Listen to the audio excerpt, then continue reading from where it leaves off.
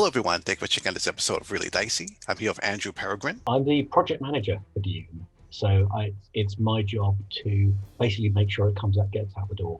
I have a theatre background, so I kind of see it as being a project DSM, but that won't mean anything to anyone who doesn't have a theatre background. So obviously I've put my hand into the creative aspects where I can, but that's not actually my job. Chris Birch is our creative lead, with Jason Jarrell is our line editor, so they've got the final say. So we're here to talk about the Dune RPG. So let's talk about the mechanical, technical aspects of the project. So do you know how big the book would be? What are some of the accessories that's going to come with it? What can you tell us? Well, it's a lot of that details all on the website, so it's a good thing to do. Check them out. We're still pre-ordering. What we've got coming out, it's amazing. I just love looking at some of these. So we've got the core rulebook, obviously. That's a 336-page rulebook, similar size to what we did with Star Trek. That's going to be everything you need to play the game. You can create your own characters, create your own house, which is a very fundamental part of it, all the rules, background, and all the different ways of conflict. So we have lots of different ways. We're not just talking combat, we're talking social interaction, political maneuvering, all that sort of thing. Plus a host of archetypes, NPCs, all of which come with their own adventure seeds in them as well. Something I did with Victoriana that I'm a big fan of doing generally. And of course, another new adventure, Harvesters of Dune, where your characters get involved in a plot going on between a harvesting operation. There's some sort of blackmail and skullduggery going on in there as well. So that's all in the main rulebook. Now, we've also done, because these just look so good, 3 limited edition covers. We call them the collector's editions.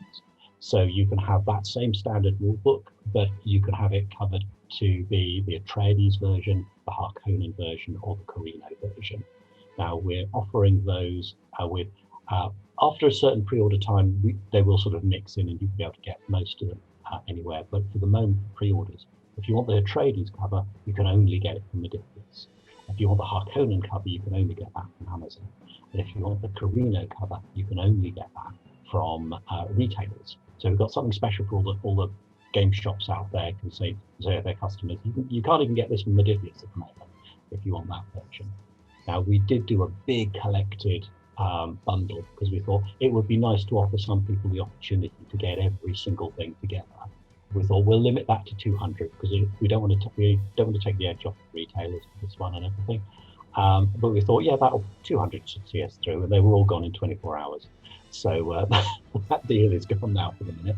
We may bring it back if we have some returns and things that we can start cycling through. But we were that was one of the signs that this game's going to do well. But these covers are just amazing. You can see them on the website. I have been staring at them for the best part of the year. I still don't know which one I want to pick. They're that good. So we've got those coming out. Then we have 2 sets of dice. We've decided to do a standard set of dice, which we call the Arrakis set, which has it's much like the Star Trek ones, where you've got, in this case, it's just D20s. We can come back to this with rules. Dune only uses the D20. It doesn't use the challenge dice that you've seen in Star Trek. So we've got dice sets, which is 5 D20s, or in this case, the sort of sandy, rocky color with a special sandworm symbol on them for the 1. So critical. And we thought we'd also do a special version for those pre-order only. And these are a lot more limited, which are the melange dice, which are a transparent blue with the same symbol. And those dice are matching the eyes of Ibad and the eyes of the Fremen. So, and those are only going to be available for the pre-orders. So, we may have some left over when all the pre-orders are done, but they're going to be a very limited edition as well. So you have the 2 sets of dice, and we will be looking at doing more dice over there if there are plenty of symbols we can use. So depending on how well those do, have been doing really rather well. So we may have some more things coming on the way for those. And then, of course, you've got the other bits you expect with the pre-order. We have a journal, which I really like.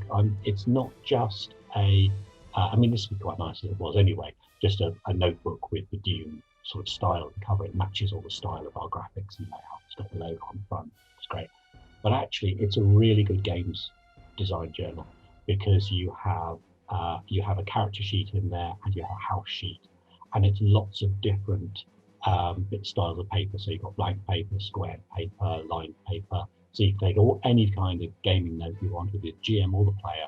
You can scribble your notes at different bits, and then that's been laid out. And so we've got 5 blocks of paper of the same wad of paper. So that means you've got 5 character sheets and 5. So you'd have to have 5 characters in there on 5 different houses, and still plenty of paper and pages to do all kinds of different gaming notes. It's really useful. It's much like the Vampire Journal that we did before, and I think we've done a couple of these for Fallout. Chris Birch is a big fan of these journals, and I quite agree with them. They look really good. And then, of course, the last thing we've opened up is the GM screen, which you can see on the website. We've got the front of that is a map of Arrakis, which is just gorgeous, and of course all the table and charts on the inside. And that's going to come with a little booklet, as they usually do, very similar to what we've done with Catherine and John Carter of Mars. So that will have loads of extra scenario hooks, plans. We've got a couple of set pieces. So we've got a ship you can join in a guild highliner with, certain adventures on that. There's a sort of spice smuggler's den, little bits and pieces like that, and a load of detail for the GM about dealing with themes and setting of Dune. Some really nice extras and some tables for adventure creating, based on the similar things. I think the award-winning even Conan screen that we had this lot. The same writer's come back and he's done a whole pile of stuff for us for creating. Just if you want to do random adventures, roll some dice and go, right, this is what we're doing. Loads of tables for that to show you how to see. So the GM, loads of really good help for the GM. Oh, so okay. you just really hit the ground running. We have absolutely packed the whole thing with adventure seeds and adventure notes and things. I think, to be honest, I think the writers might have got a bit sick of me saying, and can you add an adventure book to the end of that? Pretty much everything they do. Either write an adventure, have an electric bit, write an NPC, give them a hook to bring them in, discuss GMing, put another little adventure book in. It's all over the place. And we've got, of course, some fully developed things as well. So yeah, lots on the way with that. And of course, this is going to be a line. If that's the wave 1 of products, we have got a load of other bits and pieces planned, to easily to keep us going for the next couple of years. So, Okay, wow, that's really amazing. So let's talk a little bit about the setting. I have some fans that have asked me, where in the books does the main setting take place? Does it take place like pretty much the first book? Does it go before or after? Yeah, this is the first question we get with you. You've got like 20,000 years of history just over Dune itself. So you go, where do you start? We've started with kind of where everyone's expecting us to start, which I think is often also the best idea. So we are just before the first book starts. So if you want to be technical and thing, it's over the prelude section, and the first half of the first book is the general setting. So it's the Dune of the Imperium. You have loads of houses in conflict with each other. You have the Harkonnen are currently running Arrakis, but House Atreides is on the upsurge, and that's gearing towards what's going to be going on later in the books. So it doesn't. We don't spoil the books or the film for people as well. But you've got it's the sort of, I think that's where most people think Dune is going to start. It's where Dune kind of starts for everyone. But we have noted in the core book, we've already broken up the area into lots of different eras. So if you know your Dune already, if you want to set your game on Arrakis post-fall, or even during the scattering, or anything like that, way into the far future, anything like that, the tools in there are just about, we haven't got all the settings for that, but the tools are there if you already know to play out those same adventures. So we've also tried to lay out a ground map of where we could potentially take things, so we can label eras. We know we can show people where things fit, which is going to be very important because there is so much to take on. I mean, we know obviously Dune fans are going to be among the first people who want to check out what we've done, but we also know that with there's a lot of Dune excitement going on at the moment. There's going to be a lot of people new to it, and the last thing we want them to do is open this book and just go, what? Where do I start? I mean, because it's so much. And I've taken, to a certain degree, we've taken a leaf from Cubicle 7's amazing One Ring game, and they have that I've had, which it's not such a bad thing to admit because we're talking about Dune. I haven't actually read Lord of the Rings. So whenever I played a Middle Earth game beforehand, I played there was the Decipher version, and then you had the sort of not Games Workshop, but Iron Crown one before then. Great games. But I was always a bit bewildered because it would all show you the whole map of Middle Earth, and it would show me 4 or 5 different types of elves, and 6 different types of dwarves, and then 20 different humans, and I would go, what is it? Where do I start? And it all and I never really got into it because it always felt just a bit like D&D. And then I played, which there's nothing wrong with D&D, by the way, but it didn't feel any different. And then when I started working with Cubicle 7 and started playing and running the One Ring. What they've done is focused on just the one area where you just had Mirkwood and the Misty Mountains and the Shire. And it was very clear, right, you're a hobbit from the Shire, you're an elf from Mirkwood. And they gradually expanded out from there. And suddenly when I played this game, I thought, wow, I get this Tolkien thing now. I should actually go and read these books because this is actually really good. And all that real feel and flavour of the world really came out. So that's kind of where we've taken Dune, is that we've focused very heavily on Arrakis itself, because as we go, it's called Dune for a reason. We wanted you to be able to actually walk on Dune rather than say, your planet's over there, but you won't get to go to Dune. That's just where the spice comes from. Don't worry about it. Our setting is Dune itself to start with. You are agents of a house, and you're the elite agents. You're not just some guys they've sent out to just have a look. You're the guys they trust and stuff. You've proved your loyalty. You proved your skills as well, so it's a slightly higher level of character. Although to a certain degree, very similar level to where you are in, say, a Star Trek game, where you might be, the leaders of the departments of the various things in Star Trek. So it's that sort of level of skill. You're not fresh out of the academy. And you've been sent by your house to have a presence on Arrakis. Possibly you might be doing your own spice mining under the Harkonnens. We take the idea that the Harkonnen might offer for some of the less profitable areas. They might say, well, yeah, if you can get some spice harvest, we'll pay us an exorbitant cut, but you can mine spice and make some money off that yourself, which it's still giving the prices of spice is still worth doing for most people. But also there's just the skullduggery going on. Arrakis is the planet that everyone tries not to talk about in some ways, but it is, in many ways, it is the center of the universe. So everyone is trying to not tell you that it's really important. I kind of keep describing it almost with the sort of Casablanca feel. It's nobody's trying to say they're taking charge apart from the Harkonnen, but everyone's trying to nudge because that's the place to get more spice for your house. That's where it's really happening. Now, your nobles, the leaders of your house don't want to be there. It's a horrible place to live. It's sand everywhere. It's hot. It's horrendous. Giant worms in the desert. Nobody wants to go there. Not when you go and have hang out in the courts of Kaitain on a wonderfully planet that's made where they make sure the sky is a beautiful shade of blue every day. It's why would you want to go to Arrakis if you can avoid it? So they've sent you because you need to be there for the house, but nobody else wants to be there. So yeah, there is so much stuff going on there. We have there are spice smugglers. There are just dealing with your enemy houses. We have some systems in the game for you don't just pick what your house does, but who your enemies are. And there is one of my favorite things is one of the things you can use threat for is for the GM to just throw in your enemy house has turned up. I'm just going to throw a threat point in. The guys that are your arch enemies, they're here. They're at the party or they're actually behind it. They don't even have to be always the ones behind the big plan, but their presence alone could just complicate things. And also, I would add a bit of role play. Oh, they're there, right? Well, I've been wanting to have a word with one of them for a while. I'm going to go and challenge him about it. You can create conflicts. You can create all kinds of interesting things. So yeah, so that's where we're setting. And as we go, as we expand the line, we're going to then move things gradually off Arrakis. So I mean, obviously, if you're a Gene fan already, you know what's out there already. So you can take your adventures wherever you want to go.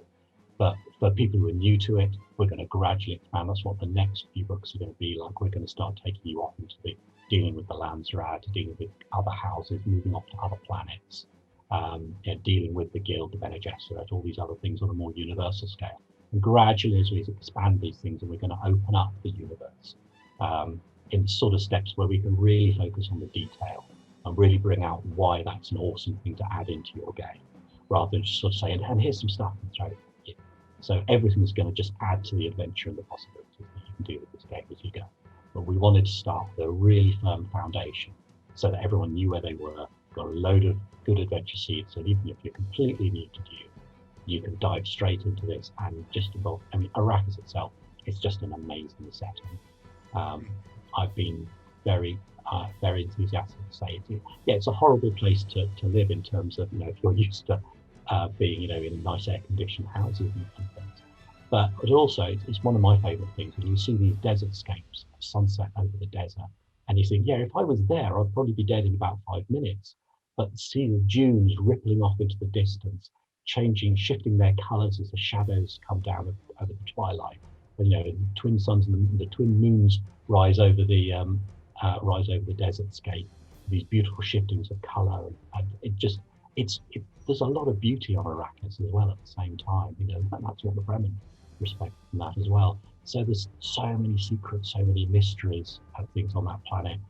To be honest, we could probably just leave the game on Arrakis all the time, but then we'd be missing out on all the other amazing stuff that's out there. So we're going to give you everything eventually, but it's going to take a little while to come out. Okay. Now, I know we sort of answered some of this already, my next question, but just so our viewers are clear, who exactly can you be in this game?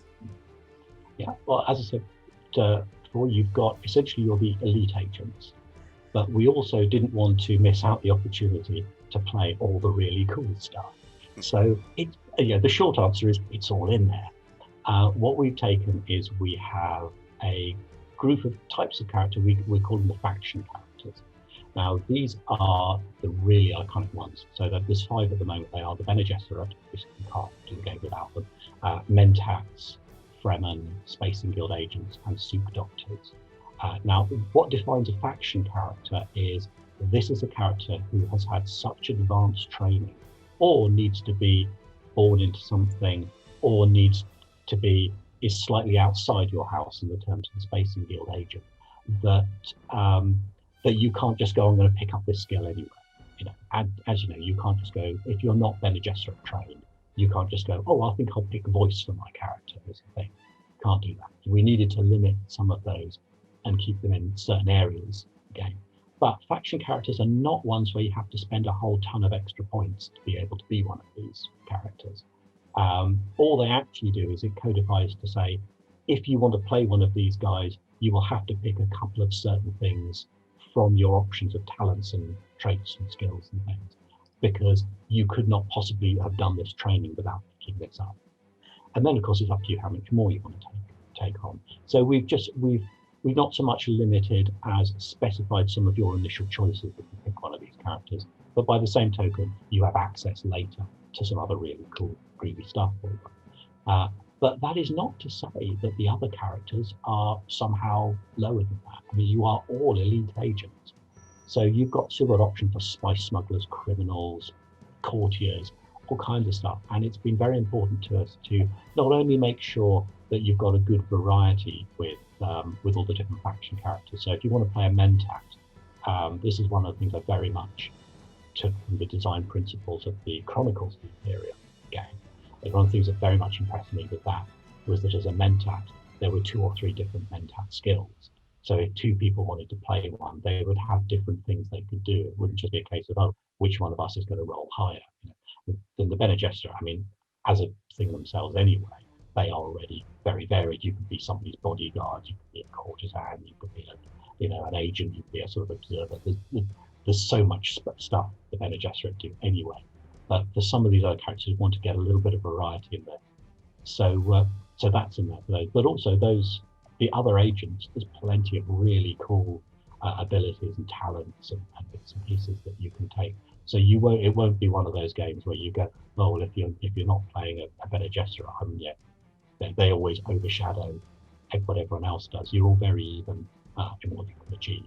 It's just some people have, it depends on what element of cool you want for your character, and there's a lot to go around for all of these. So yeah, so otherwise there's a very broad remit for what you want to play, because it depends on your house. The first thing you do as a group is create your house together. Now we will go on later to create more detailed house management things, but we also realised it probably wasn't so useful to do that in the first book when you're all on Arrakis and all these holdings are going to be on another planet somewhere. So what we focused on initially is the narrative stuff. You define what your house is actually generally good at, what it's known for in the universe, what enemies it has, why it has those enemies, what your banner's like, do you have mottos, what sort of traits your house has. So all that stuff that gives you really good background for your character to come from. So if you decide, oh, your house is one that has a tendency to create a lot of assassins, it makes sense for a lot of the player characters to decide, oh, we want to be assassins. If you decide on a house that's actually all about philosophy, you might decide, oh, actually, none of us have actually got any weapons at all between us. We're all about politics and courtiers and chatting to people about the latest philosophies. So that will form a lot of the basis of what you want to play, but it's one of those settings where each thing feeds into the other. So if you come to the game going, I want to play an assassin, then obviously as a player, you're going to say, I'd like our house to have something involved with assassins, for instance, if it's that important to you. And by the same token, players who come to the game, I don't know what to play, but then you get involved in the house and go, oh, now we've got, oh, all right, tell you what, I'll play one of these guys because we do soldiers, so I'll be like a tactician who works for us that way. So these two elements will really help to inform each other. And of course, it's a really good setup for you are a group of characters. This is one of the most, I would argue, one of the most difficult things in any role-playing game, because you want to create a setting where all the player characters are going to work as a group. But most places, from D&D upward, it just sort of says, usually, you are the player character group. Please, please, please figure out a way that you're going to stay with each other. It's the, I would imagine you can go through most groups and player one, what do you want to play? I'm kind of a lone wolf. All right. Player two, how about you? Yeah, I'm kind of a lone wolf. Player three, what are you going to do? Please don't tell me you're another lone wolf. No, I'm more of a rogue agent. Oh, come on. So with this house setup, to a certain degree, you can have that. You can have any sort of background. If you're useful to a house, pretty much every house has a tendency to go, well, if we can make use of you, we'll have you on the team. If you've got skills we don't have, that's fine. Whether you're a criminal, you're a contact in the Spacing Guild, you're an ex-spice smuggler, you're a Bene Gesserit trained, you're a mentor, it doesn't matter. If that's going to be useful to the house and you're good at it, they'll find a place for you. So you've got a wide variety of stuff you can all do. But all of those characters are under this arc. If you've proved your loyalty to the house, they do not send you to Arrakis if they think you're a bit dodgy when it comes to loyalty. And as anyone will know on Dune, loyalty is somewhat highly prized, and you don't want to bite the hand that feeds you. And each house does look after its own. So there's a lot to keep the group together, but a load of different ways that you can have some really different characters. And you'll see that in the pre-gen characters we've created for our quick starts and the current preview that's out there at the moment. So there's we've got Mentats, Bene Gesserit, spice smugglers, criminals. There's even a servant in there as well. So there's loads of different bits and pieces. Okay, so I noticed with Modiphius they're really good with their line of books having its own style. Like the Star Trek books do not look like the Conan books, and they're both beautiful books, beautifully designed. What's the art direction for the Dune line? Well, it's been a mixture. We've had Katja Thomas is our art director. She's been amazing. She's corralled a load of incredible artists. I mean, I always look at these. My skill with drawing is minimal to non-existent. So I have to be really good with these because Katja will show me another piece of art that she's got for other people. And my first thing is, oh my God, that's gorgeous. That's amazing. Beautiful. Yeah, print it now. Print 10 copies. It's wonderful. And then she'll say, yeah, but you didn't. I said, that bit I'm not sure about. And that. And, maybe that. Oh, yeah, maybe you're right about it. Because my eyes. But she is phenomenal. She will look at bits and pieces and go, oh yes, that's not there, and that should be nudged down there, and that element isn't quite layered properly with this element. And I'll go, I didn't see all that. but yeah, it's we've got a sort of a very impressionistic style to some of the art. Some of them you can really feel the heat coming off Arrakis. We've got Chris Webb, our main graphic designer, has done this wonderful sort of sandy coloured layout, which I think is that wonderful mixture of it's not so dark to make the contrast go weird, but it's just off-white enough to make it go to get that sandy feel. Our initial idea with the book itself, which is carried through, is we wanted it to look like it was an old book from the future. So the sort of design aspect for the whole corporate, the line itself, is almost as if you're looking at a book that was made at the time of Dune and the Imperium, but you're looking at it 20,000 years later. So there's gold around the edges that has faded away gently and things like that. And it's got these patterns and things in it. Now, if people want to check out what that looks like, we've got obviously we're gonna have a quick start coming out sometime in the next month or two, and that one gives you an adventure and some basic rules, but that will also be to the art as we're doing it. We've also, for anyone who pre-orders at the moment, they will get the preview, which is another adventure, and it's 2 chapters from the rule book and all the introduction stuff you need, about 80 odd pages, and that gives you a really good look at all the art. But you can again check out the website, where we've been gradually releasing some art as time's gone on, and you can check out what we've had done from that. We've got people leaping into ornithopters, we have Bene Gesserit and lurking in the background, and people sneaking around libraries, all kinds of stuff, threatening attacks. Yeah, there's some great stuff. I generally look at it and go, wow, this is amazing. And then the flaws get pointed out to me and I go, oh, I didn't notice that, but fix it. And then they do, and it looks even more amazing. So yeah, I think Modiphius has been more than happy to spend money on this one this way. So it looks incredible. And it's the similar thing to what we have been able to do, which has been just amazing that we've had this opportunity, is we have been able to look at some of the things from the movie. Obviously not all of them by any means, but we've had a few sneak previews, which has been just, this is a Dune fan, that's just been amazing for me. So we've taken all of our art is essentially inspired by the movie. So it's been the best of both worlds. We've not been able to just take things straight. We haven't just painted over stills or anything. We don't use the likenesses of the actors in the movie or anything like that. And of course, there's anything we need to do that we haven't seen, we've been able to create our own look for that, because there's obviously some things that I'm sure won't be in the movie. But so this is the thing that they always say: don't think if you see it in our book that you've had a sneak preview of the movie. That's not at all. Hopefully you won't be disappointed, because I hope our version will look as good. But yeah, we've branched off, but we've had all the advantages of being able to create our own stuff to fill in the gaps that we haven't had. But also we've had this firm basic concept style from the movie, for their sort of initial artistic vision.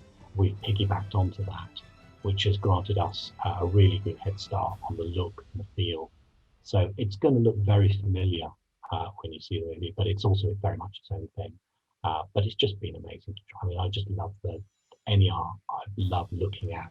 It's the window into the game, and there's some really cool things through that window. Oh, excellent. So I'm going to ask you a tough question. When do you think this will be out? Oh, I don't. We try and stay.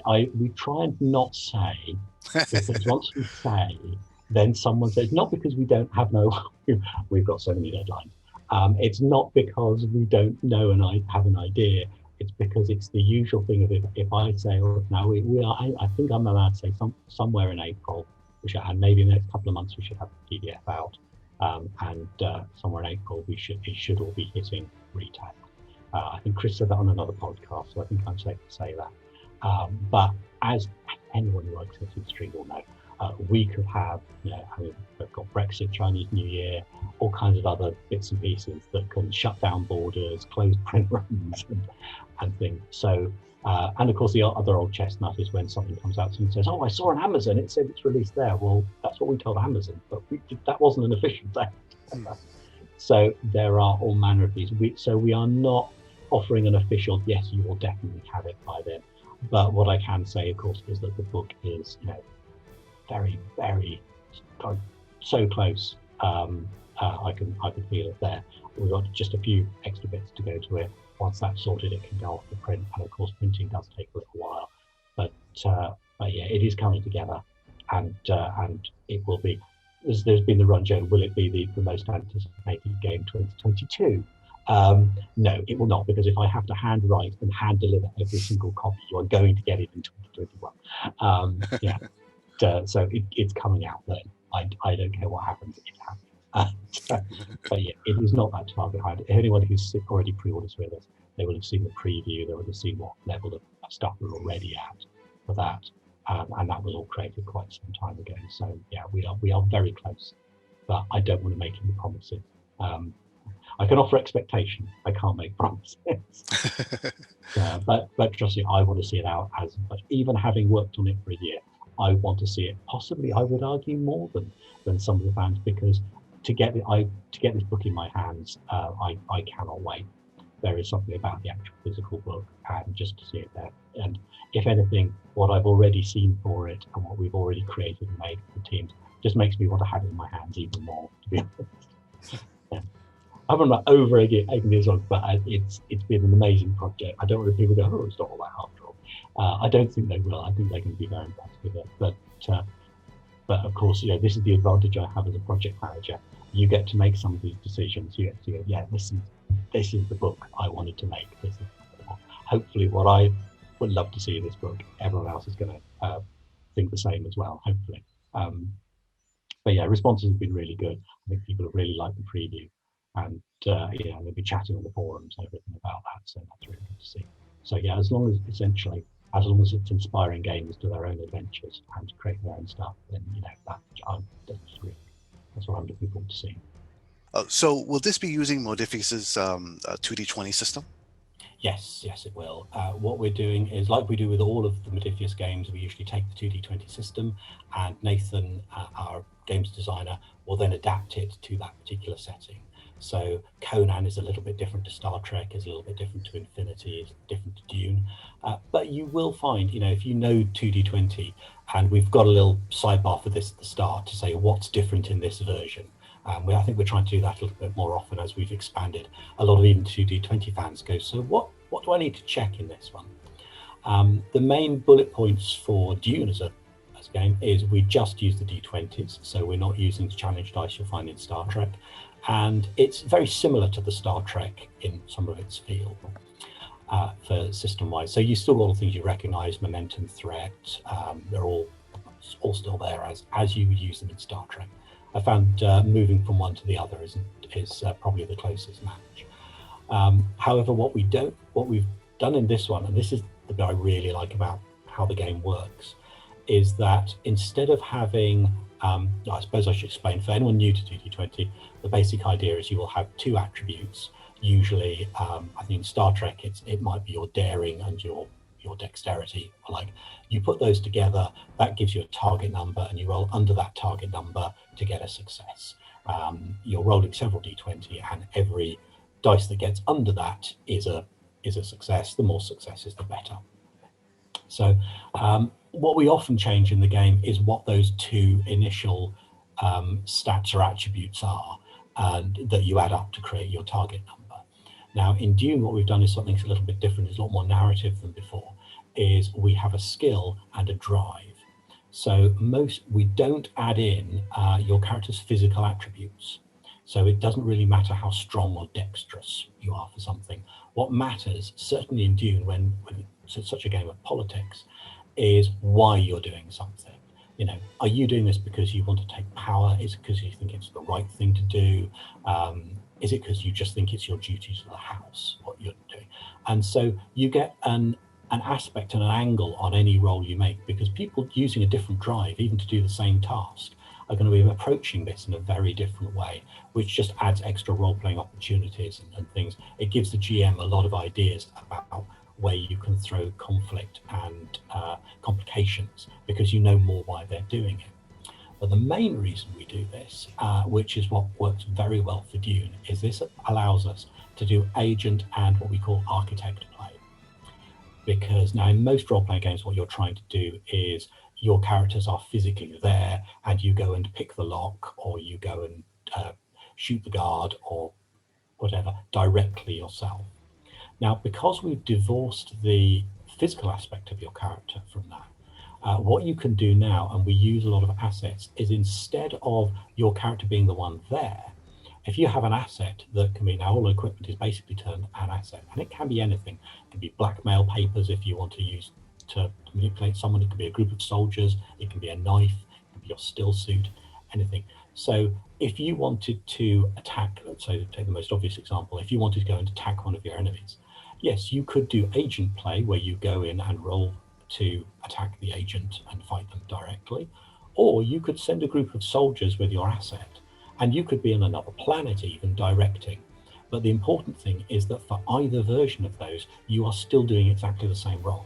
You are adding together your drive and your skill, because of course, as the puppet master, it's about your tactical ability and how you are commanding your troops or your asset, or how you're applying the blackmail device or whatever. So you can do whichever way suits your character for both.